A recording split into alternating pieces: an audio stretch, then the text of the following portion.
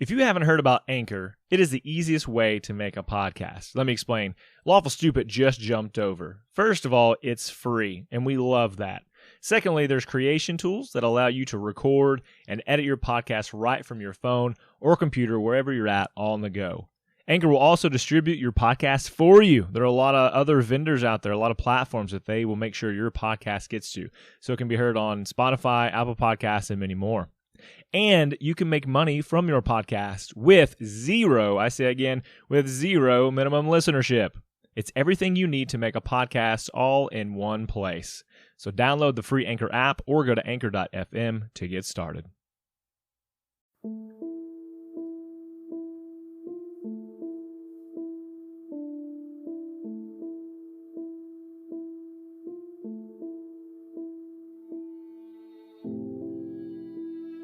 Last time on Lawful Stupid, we're going to do it a little bit differently this time. Normally, we make Devin struggle, or one of the other boys struggle, but this time, I'm going to take us back into the story. But before we get there, before we get back on track, it's good to record again. It's been a really long time for us. Not long for you listeners. Yeah, everyone gets it like, next week. It's been a month.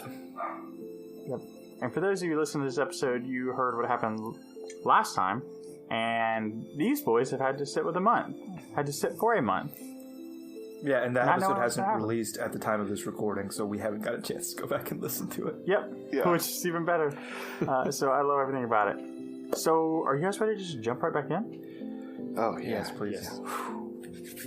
I think I'm ready. God, I don't know if my body's ready.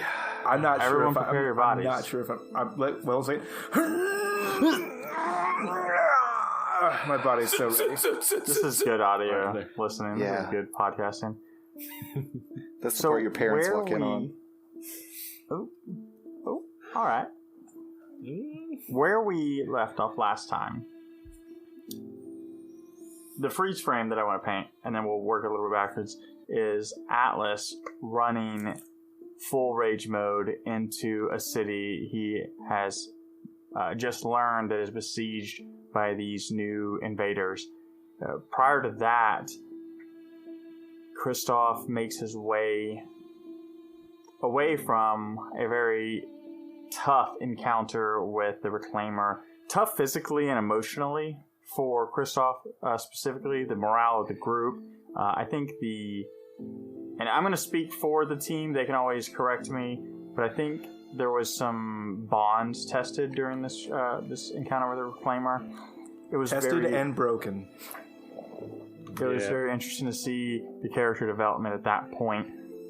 And so Kristoff comes back to Oxbane, looking to complete his mission, looking to see some faces that he trusts and remembers, only to come upon one of these invaders, these ginormous invaders, and he's taken by surprise with what he has to face and almost overpowered until the familiar face of Chiringa comes to his aid.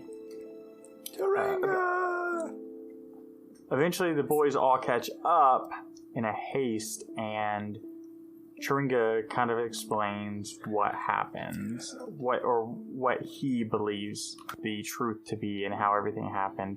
And upon learning that Yarg perished, or that, spoilers, right? That Yarg may be dead, that's certainly Chiringa's interpretation that Yarg is dead. Atlas hears that and rushes in.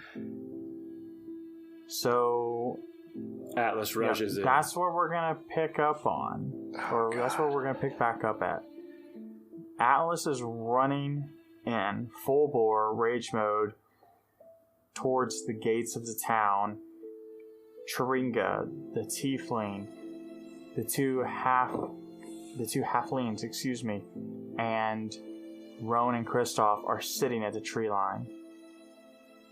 Since Atlas acted last and is charging into the city, boys, what do you want to do? Oh, God.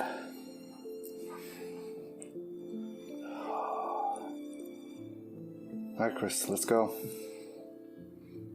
Where are we going? We're going with Atlas. We're going to the city. He just almost got us killed, and now we're going to follow him into more danger? I don't know about you, my dude. I'm not looking so hot. You're bleeding profusely out of every orifice visible. Oh, I'm not saying we're going to get out of this, or this is going to be great, or we're going to win. That's what we got to do. I disagree. And Chiringa looks at you, Kristoff, and says, I'm not sure what happened between you guys, but Kristoff, why would you not save Atlas?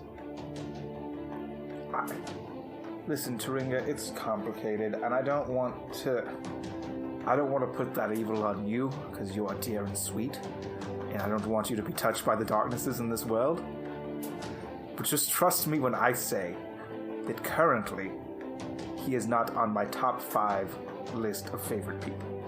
And Chiringa looks at his squad mates and looks back at you and says, we're going to go after him. They trust me with their lives. I would run for any of them. We have to go help Atlas. If you want to stay behind, Kristoff, I understand. All right, hold on one second. I start rummaging around in my bag. I produce 2 potions of healing. I hand one to Rowan, and we're gonna do that. Where we wrap around the elbows, and we do the drink together, and we drink up the healing potions. The 2 halflings are staring at you guys let them stare. And Chiringa looks at the halflings and gives them like a head shake, and with a hand that's kind of sideways and mediocre, like a you don't really want to ask right now. It's a special and Chiringa says, if you guys are done, and then points towards Atlas. Go ahead and recover your health. Yeah, no, I'm doing it. Yeah. Yeah. Feel that. Not bad. Great. Everybody's good to go. Yeah. So, I feel like I never do this justice, especially post-op. So, Shane, can you play me in? Doodle-doo. Perfect. Atlas. They're discussing, while they're doing this, you reach the gate. Roll me a perception check with disadvantage.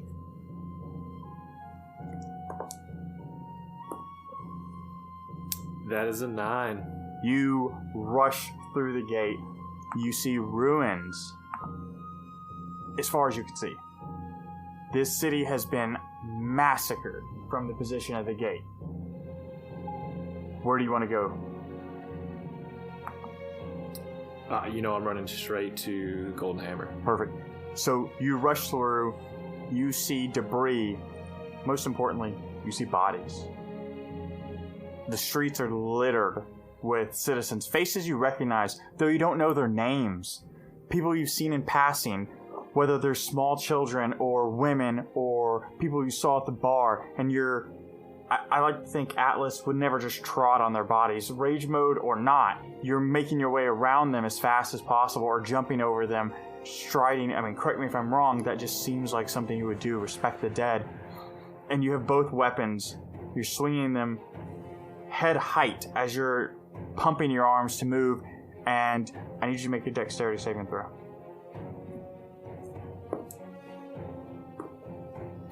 19. And while your tunnel vision is blurred with red, blurred with anger, you see the blade coming chest height, and you do a baseball slide, and you slide through the ground, unfortunately kicking some dead bodies, and over you stands, not over you, but across from you as you slide by stands one of these large monsters, and you have a choice. You can move or you can fight. Take a pick. I'm still running toward the Golden Hammer. I don't care about this thing right now. So The first one swings. You don't even see the second one. He swings and he misses as you're sliding. And you come back to your feet and you're charging. You can see the golden hammer and you can see the roof's collapsed. You reach the door. Alright, let me ask, how do you want to approach? Front door, back door? How do you want to try to get in? Like, this is your show. Closest door, gonna take both weapons just to the, if the door's like, if it's not gonna open up, right, I'm just gonna smash through it. So you want to try to open the door first, right? You're not trying to just bash through, or I'm asking how you think you would approach. You know what, I'm full right, I'm gonna shoulder just smash this door, I'm not gonna try to stop it. Okay, go ahead and do a strength check for me. Good rolls today, that's a 22.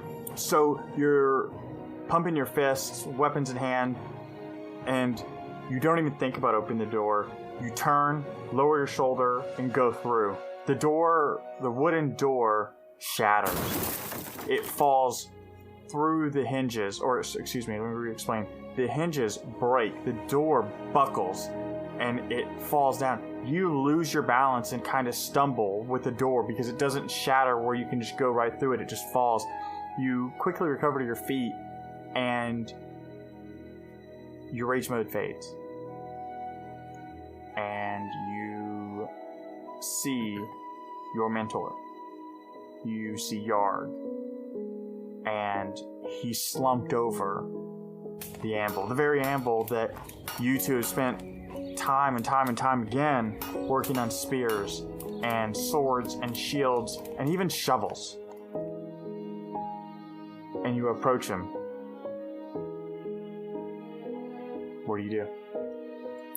If he's is he like face down? He is hunched over the anvil. You are looking at his back. Like his feet are on the ground. I drop both weapons. I'm gonna drop both weapons and pick him up, like cradle him in my arms. Like so, imagine that he is like it was like he was standing against the anvil and now he's slumped over it. So you're just gonna pick him up from the back, or are you like? Yeah, I'm gonna pull him off over it and then into my. Oh, okay, and then kind of cradle him down. Okay, got it. So yes, you pull him up.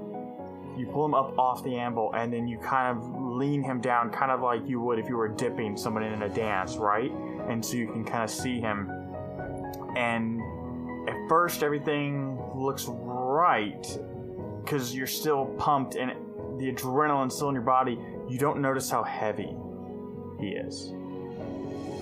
You quickly realize his eyes aren't moving, his chest isn't moving, and he's a lot heavier than he should be. He has that dead weight to him. And in Atlas's arms, Yarg sits, or Yarg lays, lifeless. I'm gonna fall to my knees, holding him, and say, Yarg, you can't go right now. Please wake up. Please wake up. And there Atlas sits, staring over his mentor, calling out to the gods, calling out to the empty forge, calling out to anyone who will listen. But Yarg doesn't respond.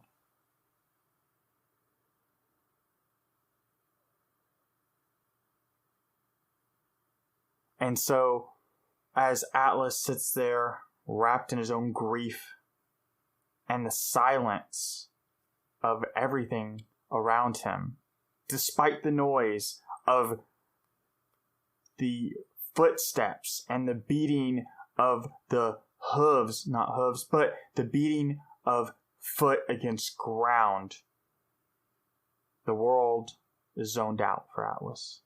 It's almost like nothing else matters. Until the two monsters he passed by catch up with him. And they hunch down and crawl through the door. While Atlas thinks about what he wants to do, we're going to go back to the other Lawful Student boys.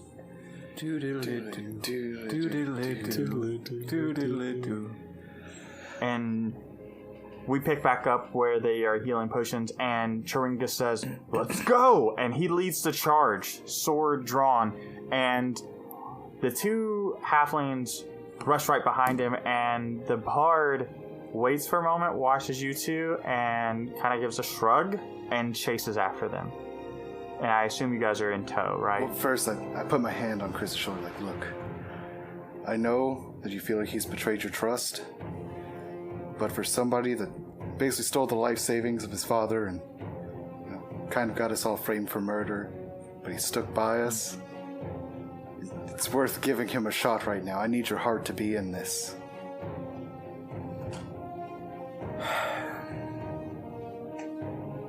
I wouldn't miss him if you died, I guess. See, just a little bit. That's all I need. Let's go. Nice. So you guys rush in, right? Or you guys follow? Hate running. Yeah. It's a chore. I hate it. I really need to learn to teleport. Teleport and levitate. That's what I need. So your group charges after. You are rushing through this city. You're full bore for what can be you. Do me a favor and roll perception checks as you're running through the gate. I would learn too. Oh, mine's really bad. Big Daddy rolled a 16. 11. All right, Shane and Atlas, or Rowan, you both see the ruin of the town that I described to Atlas. You see that it's definitely been under siege. You see the bodies. Kristoff, thank you. Sorry, my bad. Kristoff, the difference in your checks is you can hear off to the north, the sound of battle. You hear sword against shield, sword against sword. You can hear magic spells being fired. You can tell that there's a battling raging on right now. And Chiringa gets to the gate, and you kind of get to the open pouring, and he says, "He had to have gone to the shop," and runs that direction. And his squad follows. He's right. Kristoff, with your Chiringa, information- what's going on to the north? I hear combat. And Chiringa says over his shoulder as he's running towards Yarg's shop, "It has to be survivors."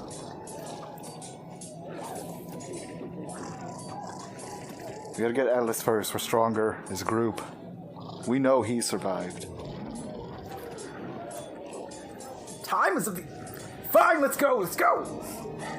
And you see the ragtag 4-teamed group of Chiringa, the tiefling, and the two halflings about 30 yards ahead, and you see the half-elf and the tiefling having a discussion.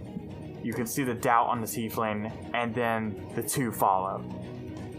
And you guys are making your way to Yarg's shop. As we're running, if you guys wanted to go check on that, we can get our boy. I'm just saying, if you've got like stuff over there in the north, and we could like split, that's fine with me.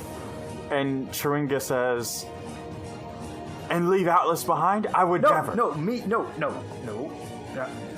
Me, Rowan, Chiringa, Operation Big Orkman. Other tiefling, not so stoked that there's another one, whatever. Other tiefling, 2 halflings, Operation Save the Survivors to the north. And then we meet up at the Golden Bottom. And Chiringa says, "We're not splitting up. Haven't you seen any play that involves horror and death?" No. Oh, you never split the party. And then you hear Chiringa through panted breaths, "Oh, you should really watch one then. They're great." No, I don't. Usually we do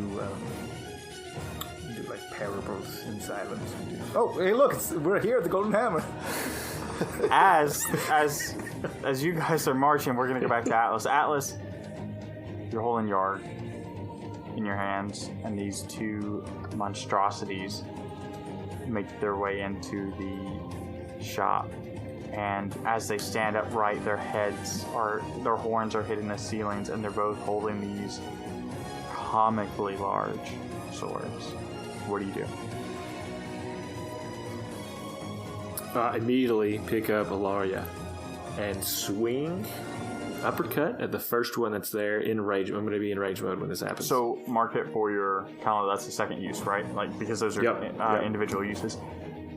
And one thing I want to know, Atlas, as you pick up Ilaria, you can feel the excitement from the blade, the just pure joy of battle. And you swing uppercut at one of them. Left, right, you got a preference? Just closest to whoever Right. wants. Whoever wants to go and Let's get do it. right. Alright, roll me an attack. Because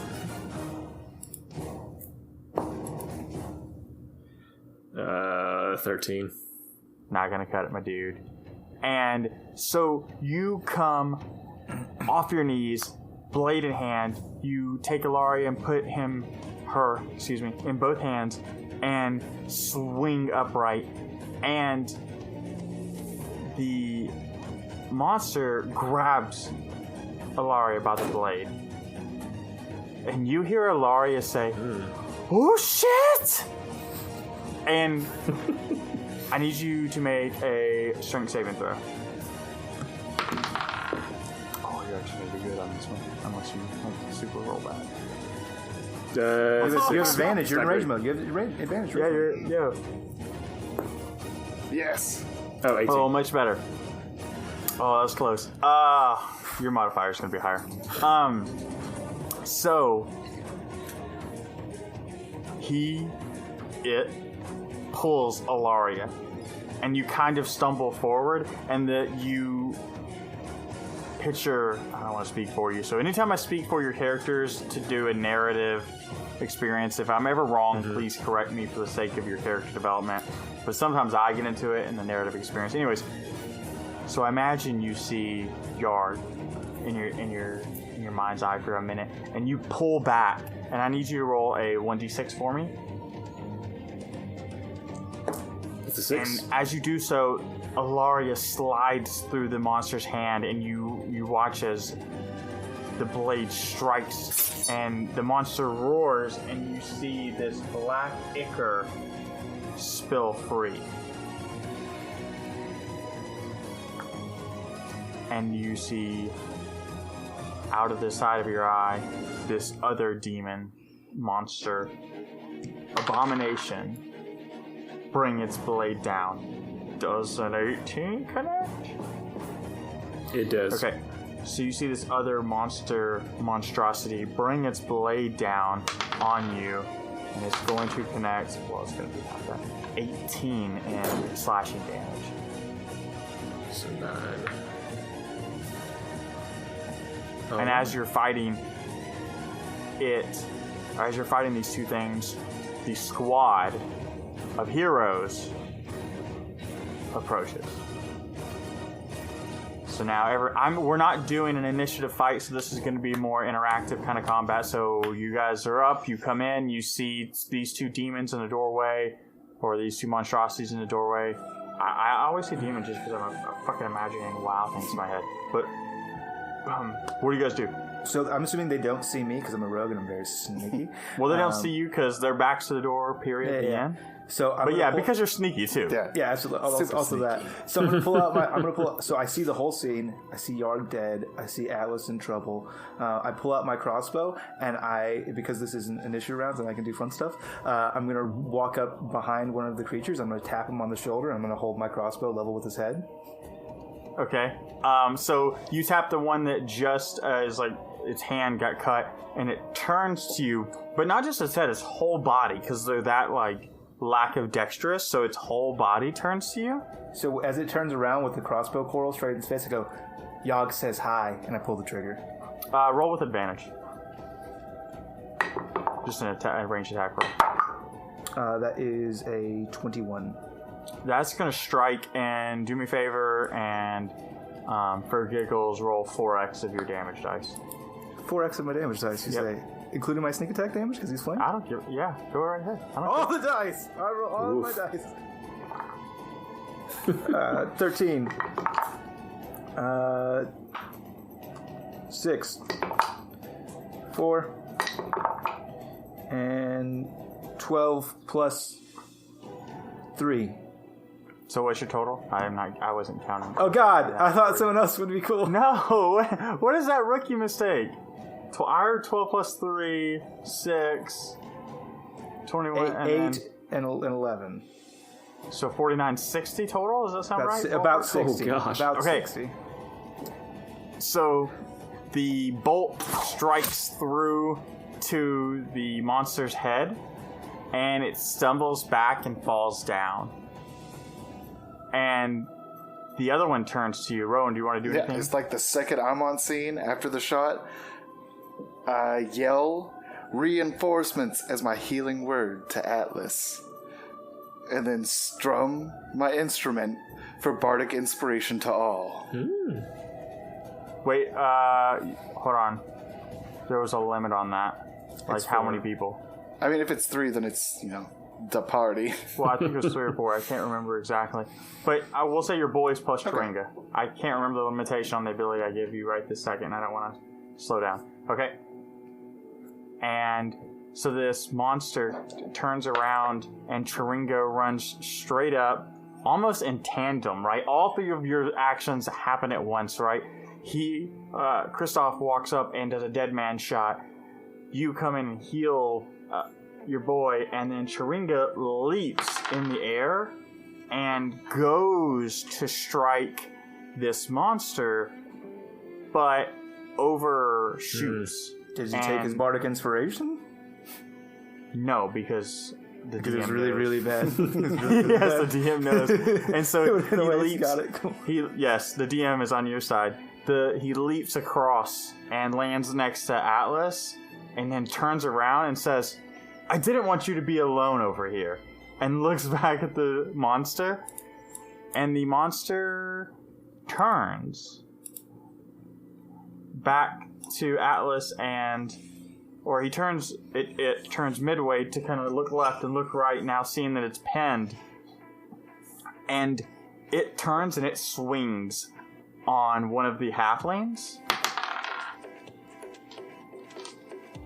seeing one of the smaller things it can do, and it strikes the halfling with the blade, and you watch the halfling drop. Whoa.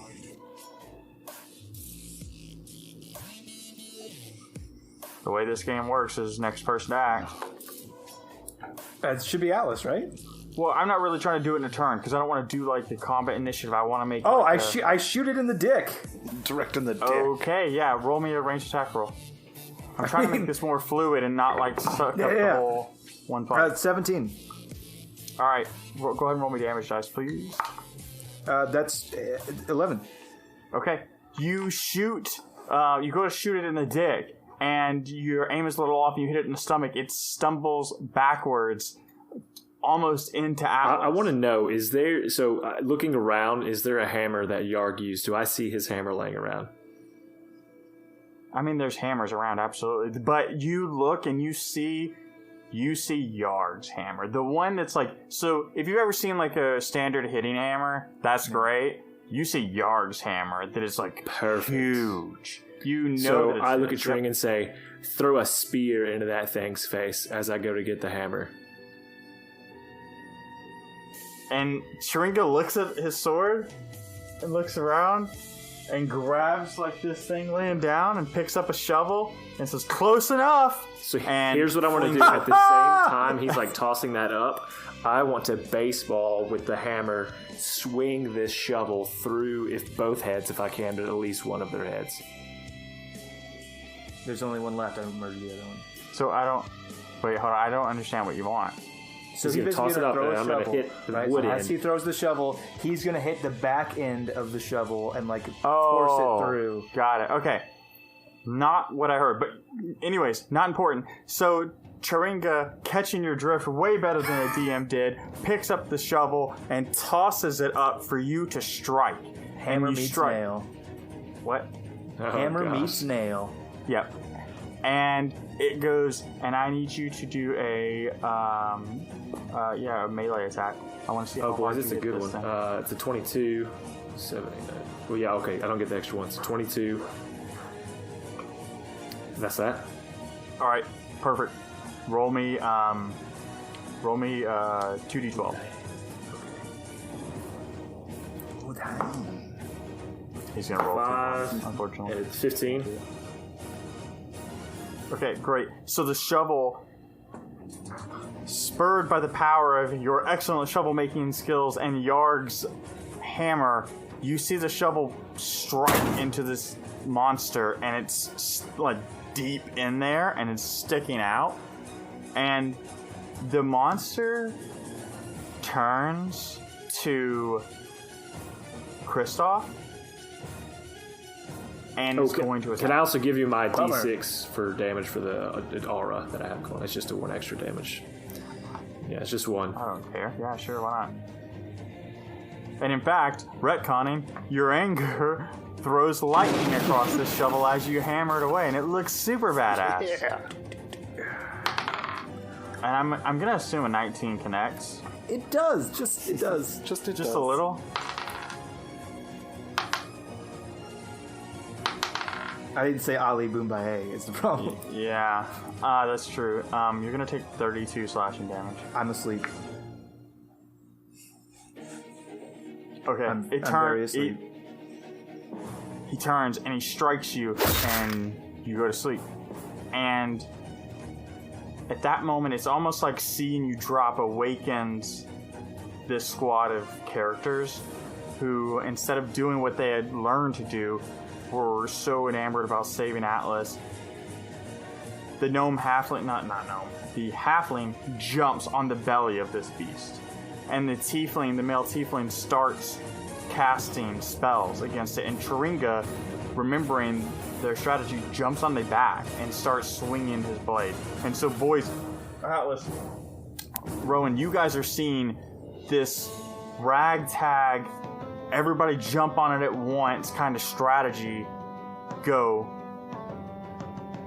What do you guys do? Is the head clear? That would be a more difficult strike because between you and the monster is Turinga on the back, attacking from the top half of his back. What if I use my jump boots to jump over his head, turn, and swing the hammer down on the head? You can certainly give that a roll. Is that a... If you don't That's do what a I'm doing. I'm flip, doing the you're flip a because I'm little gonna do a forward flip, but I have to turn to look at him in the eyes right before I smash his skull with him. It's more of a somersault, right? Wouldn't that? Yeah, 'Cause it's like kind of jump and spin. Yeah. 16. So that's an acrobatics. That is an acrobatics that you performed, right? I'll do it with advantage since you're using jumping boots. Yeah, well, 16. Yeah, it gives me advantage. I have an advantage. He goes, so 16. So you do that. You leap and you come over, and with your free hand, you kind of tap Turinga to give him the heads up that you're coming down. And with the open hand, you bring the hammer down on this monster, and it starts to crumble. It goes to a knee, and you can see Turinga's blade come in deep across the back of its shoulder blade, and the halfling is just stabbing this dagger in any open hole in the armor that it can find. And you see the monster fall to its face. And the tiefling casts a spell, and you see shadows like fly from his hands, and it hits this monster, and the monster stops moving. What do you believe I'm going to do a medicine check on my boy.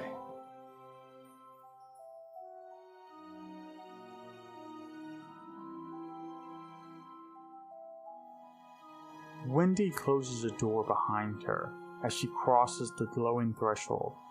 A man sits behind an old wooden desk, his hands a ruler's width apart. Between his hands dances blue frames of tiny dragons. I sent a request to you an hour ago, Wendy says impatiently. The man does not look up at her. Frost! Her voice stone cold. Kristoff is in trouble. Oxbane is in trouble. And you are here playing with magical toys.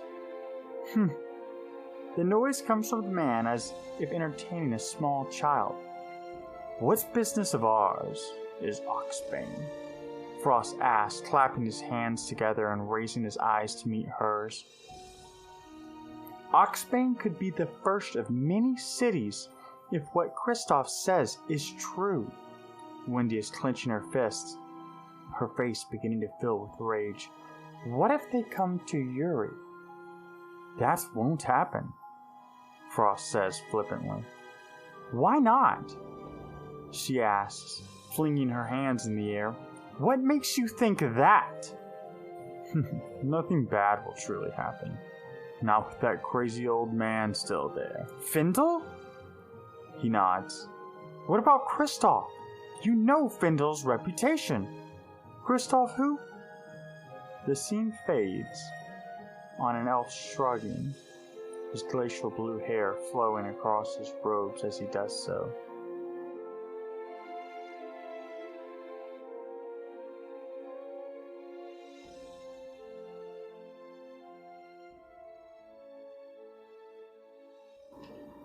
Hey, it's Dwayne, your Lawful Stupid DM, and the whole team is coming to you with another product spotlight. I smell adventure. I smell freshly baked wheat bread. I smell the damp, cold dank of a dungeon. I smell the great infinite arcanum in the hills upon the mountains. Shane, are you still in your room? I am! How's this even possible? Let me tell you about Cantrip Candles real quick. Cantrip Candles are an amazing product for the D&D person, fanatic, lover in your life. They're pretty great. They smell like adventure. Right now, I happen to be burning the Arcane Scriptory. That's probably what it's called. It smells like books. I feel like I'm a wizard. Oh, I love that. I'm gonna buy like 40 of them. I'm definitely going to buy that one because Wizard and Sorcerer class is definitely my go-to anytime I play any type of RPG. So I got to have that. I got to have that like library smell in my house today. Some people aren't giant nerds, Dwayne, and the giant nerds that don't play spellcasters all the time, like you and I, maybe they want to be more of an adventurer. Maybe they want to be a dirty mercenary with a sword as fast as death and quicker than also death. And maybe they want the Vendor's Bounty, and maybe it smells like copper and leather and rich rewards. But what if you put them both together and you just have like the nice leather-bound chair in a library? It's just classy. That I haven't thought about combining the scents yet, but Alex, you've just posed a dangerous question. Hey, don't they also put D20s in those things? Yeah, some of the bigger ones, yeah, they absolutely have D20s, and you burn the candle, and then at the bottom there's D20. I'm pretty sure. So I haven't gotten to the bottom of any. What if I'm not sure what smells I like? Like, is there something on? You're talking about a sampler pack, dog? Because they got those. Absolutely. Oh, sweet. Well, that seems like for me, the noob who doesn't know what smells I necessarily like. I don't know what smells are. My name's Devin. On behalf of Lawful Stupid Podcast, I don't know what smells are. I actually just taste the smoke that comes up when you first light the candle. They're going to be the first thing he ever smells. Oh, and man, the cool I gotta... thing is, they care about us because you can actually use the Lawful Stupid coupon code site-wide for 10%. Get that sampler pack, get that library, get that adventure smell. And I don't know the names yet, but that's because I don't have them in yet. I gotta go click, order right now and get my 10% off. Boom. It's basically free. Yeah. We've established. Yeah, pretty much just... That's good smells. You're going to love the way your room smells. I guarantee it. All right, go ahead. I want to run over too, so as he's like laying there, when he looks up, he's going to see both of us. A 16? Yeah, so you All stabilize right, him. and then I'm going to give him... You stabilize. That's Give what him I'm the old healing word. All right, Today, great. You heal him. you're healed for 6. Kristoff, you are... I am Kristoff Shindo.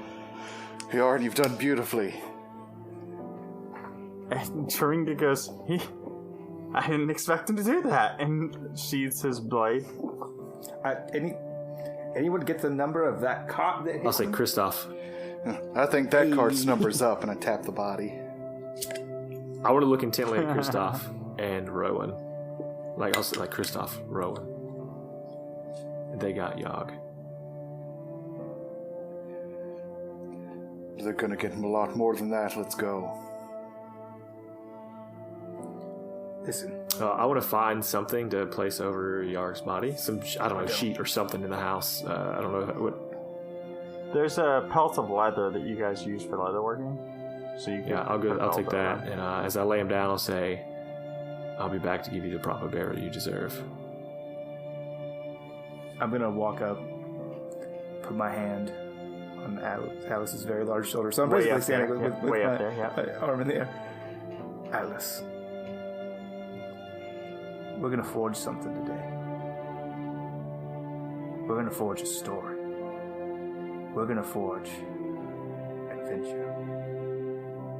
And we're going to forge it for Yogg. I wipe one giant orc tear away and stand up proudly.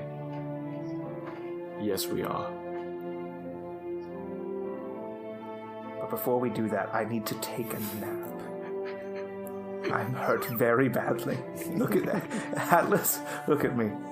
I'm so hurt. You do look pretty I don't terrible. have organs left. Give Taringa the old elbow like look at him. I knew they'd be like this. You just had to give him a jump start. Taringa is like looking away from you and says, "Best of friends."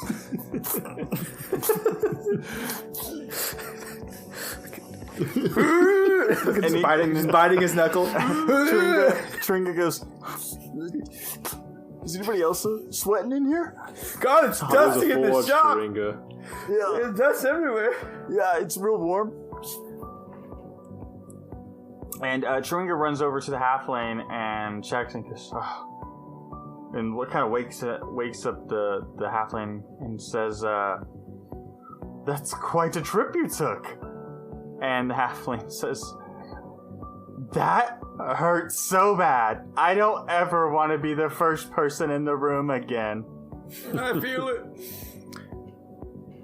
And Taringa says, "Okay, we need to go see what that battling was about.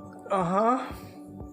There's other survivors. Are you okay, Kristoff?" Nope. No. We're all knocking on death's door, but thankfully no one's answering. No, but Atlas is probably fine because there was this fight before, but he Don't was start that thing again. We've already crossed that bridge. Sorry. We're beyond it. Mine aren't. So I'm gonna look around. At least we need to get some supplies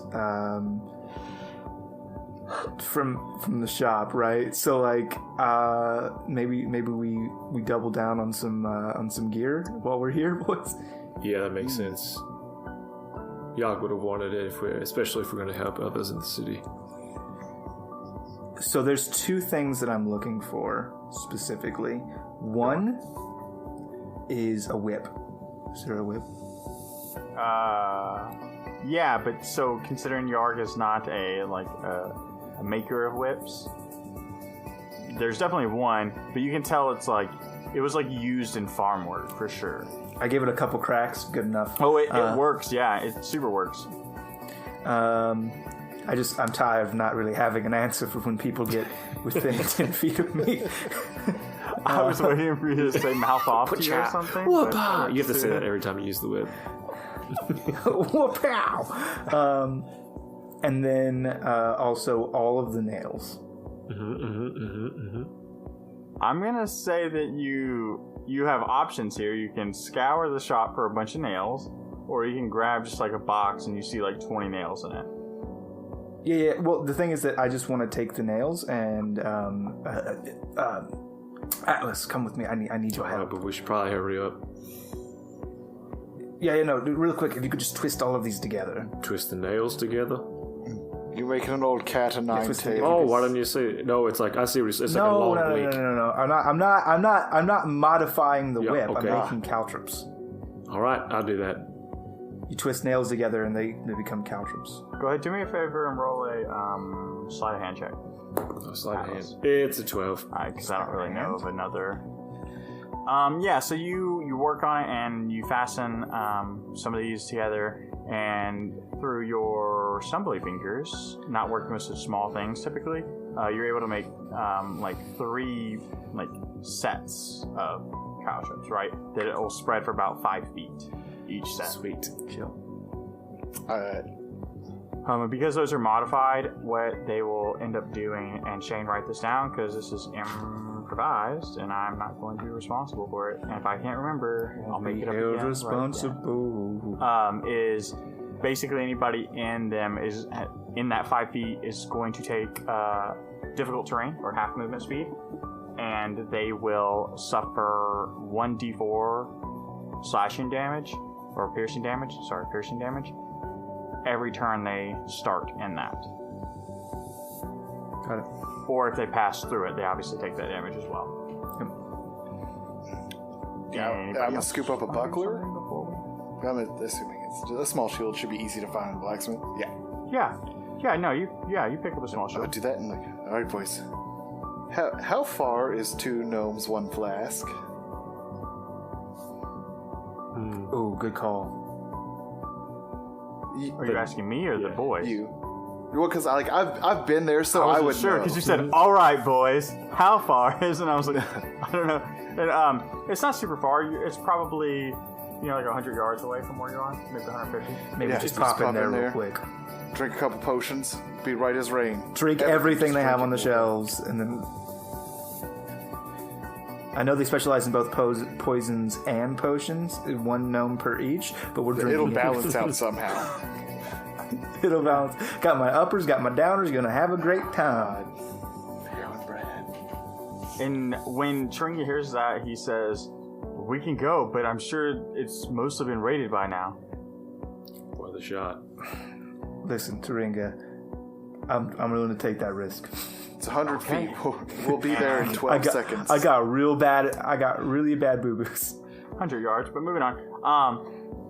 Tringa leads the way, his squad and tail, and they head to the 2 gnomes, 1 flask. And just point of order, what is today? What day is it today? What day is it today? Yeah, what day of the week is it? In the player world? Or? In the player world? In the player world? Like a Tuesday? Saturday? Son of a bitch. Alright, cool. Cool. To the listening audience, I will not be keeping up days of the week, so don't hold me to that. Just absolutely not. I've laid some traps in the additional content of the website. Great. Awesome. No worries. Moving on. So I just making sure like nobody expects weird things like that from me. So Tringa stands guard, and you see the halfling that was wounded head into the shop, and Tringa says, "We'll keep an eye out. You guys do what you need to do, and then we need to move." Raise raid. Head in. Yeah, we go in there and we look for potions of healing. Okay, so one of the first things you guys see is that this shop is like fucked up. Yeah. Like shelves are busted, the counter's broken. You don't see anybody. And so go ahead and do an investigation check and look for some potions, boys. 13. 15. 11. Oh, strong showing from everyone. Kristoff, you are the one who ends up finding some healing potions. You're digging through this rubble, Atlas and Rowan, you're doing the same. And you find a box that happened to be behind the counter, and just so happened that when the counter was smashed into 2 pieces, the box was wedged in a certain way that it was slammed shut. And you're able to wedge this box out, and when you open it, you see 2 like large, shiny, like pristine red potions. I mean, you're feeling pretty good, right, Atlas? I'm alright right now. Alright, I'm drinking one immediately. I have 6 hit points. I'm drinking one. Okay, go ahead and roll me a 1d20. It's pretty good. It's pretty good for a healing potion. A d20. Healing potion. Natural 20! 20 HP? There's no plus to that? Nope. Let's just say on a scale from 1 to 45. Excuse me, it was the 1d20 really fancy health potion? No. Not good enough? It transfers benefits to friends who also don't have a lot of HP. Oh, you know what? I forgot. Just roll a constitution no. check as a part of that potion. No. It's a trap. Find something? I'm not saying it's not good enough. I'm just saying that maybe I drank the other one right now. How are you looking, Rowan? Sub 20. Yeah, go ahead. You can have it. All right. You sure you don't want it? Okay. I'll take it, yeah. So what'd you roll? Rolled a 9. Alex? So you drank this potion, and you see Kristoff. Kristoff drinks his, and you kind of see some pep back in his step, right? He's like, oh, this is great. And you drink yours, and you're like, I mean, it's all right, I guess. A bad potion. I feel a little Yeah, it's a potion. refreshed. Saying literally minor healing would have been 2d4 plus 4, which would have been probably better. But it's fine. And then a demon bursts through the wall. Then a and demon. kills Kristoff. It's weird. All the demons No show. rolls. It's weird. All the demons Yeah, come out of his body. They were inside him right. all along. That's true. And then the moral of the story is that really Kristoff was the danger of the group. So you guys take your potions. You ready to roll out? Yeah, as Yep. ready as I can be. We're as not dead as we can be before being dead. And so you guys roll out of the building, and Turinga says, "All right, so we're gonna go, right?"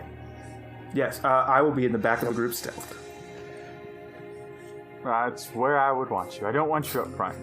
Those delicate little arms of yours. You know, back of the group, stealthy as fuck. So you guys made a path from the Two Gnomes Flask to the sound of the battle.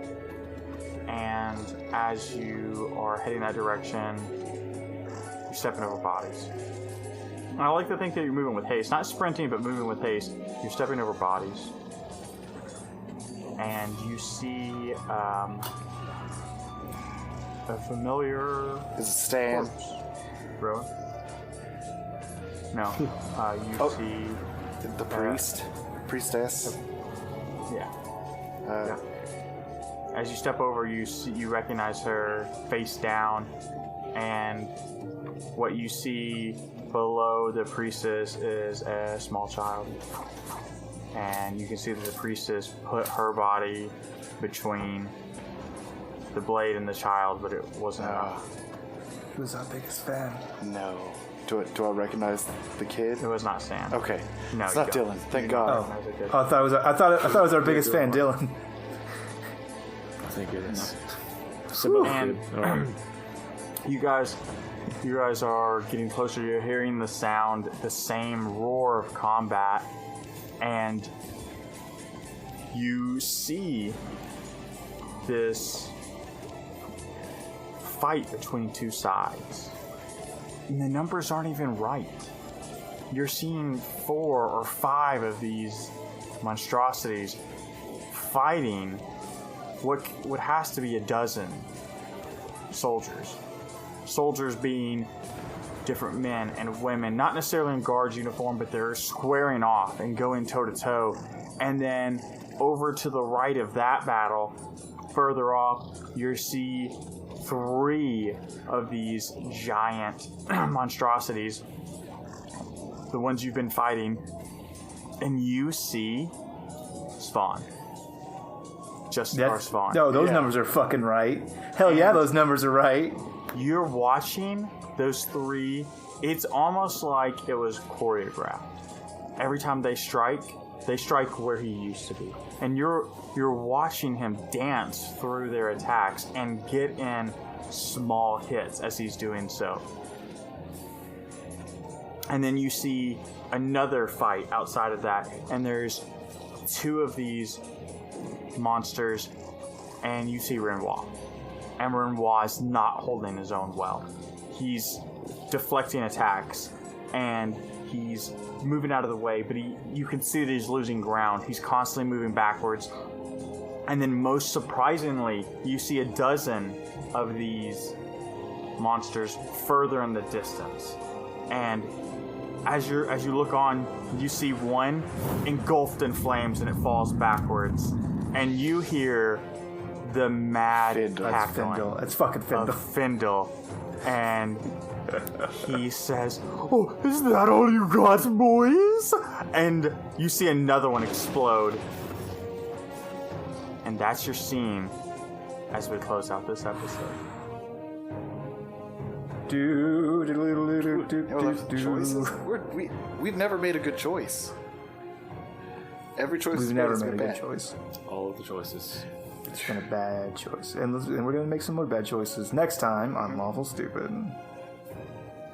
It's good to be back, boys. Nice. It's good to be back. Missed you guys. It's refreshing. Like the Super Boys and the listeners. Yeah. Yeah. And the listeners. Well, they never left. They never were always in my heart. That's true. They were with us We the did like whole time. Yeah, time never stopped. In our for them. hearts It was and like time minds. travel. Well, careful. We have Oh, people okay, that are real sensitive to that here. That's true. All right. Well, I mean, I guess it's follow us on Twitter and Instagram and Facebook, and we're really interactive. Go check out our comic. Yeah, Yes, like that the comic comic. is so oh, good. Go check out our comic on the website. Thank you for Oh my god, the for- webcomics for- are good. for doing that. Frumple so Grumps. into it. Frumps the Grumps squared. So good. We have a page on our site dedicated to the comic. As the quote unquote web developer, it will get better. I just put it together. I'm trying to work out the technical solution that will make it even better than it is now. But for now, it is what it is, and they're up and they're amazing. So good. Perfect. Well, we'll hear you guys next time. Nope. Yeah, You'll you'll us hear next time. us. Even better. No, In we'll fact, hear if you're we'll hear you back. Actually, next episode is the listener episode where they all just Where you guys entertain me for an hour. Yeah, exactly. Where we get on 4 random listeners. I give them the the highlights, and then they just play for us. As far as listeners It's gonna go, be great. if you like this, an iTunes review would be great. Or if you don't like it, still tell us. We can adjust. But send in an email. Don't put it on the review. That's good. No, put it in the I can review. take it.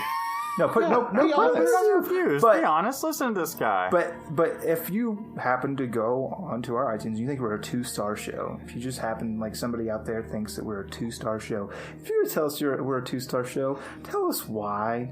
Tell us how we can be better. Don't just drop a 2-star and say nothing, because it hurts me and I stay we want to awake be at better night. for you. it's kind of like you broke up with us on a sticky note, but it just said "I can't," and then that's it. That's all we did. It just said it was 5 stars and 2 of them were filled in. Yeah, it's not That was even the breakup note. fucking life out, mate. That was our Nothing. breakup note. Yeah. Yeah, nothing. So awesome. Well, we appreciate you guys listening. If it wasn't for you guys, this podcast would not be nearly as engaging and fun as it has been. So we will see you guys next time. Yes, sir. Bye. Goodbye. Goodbye. We love you. We are storytellers. We are creators. We are gamers. We are dreamers. We are players. We are players. We are players. We are DMs. We are Nerdsmith. Nerdsmith.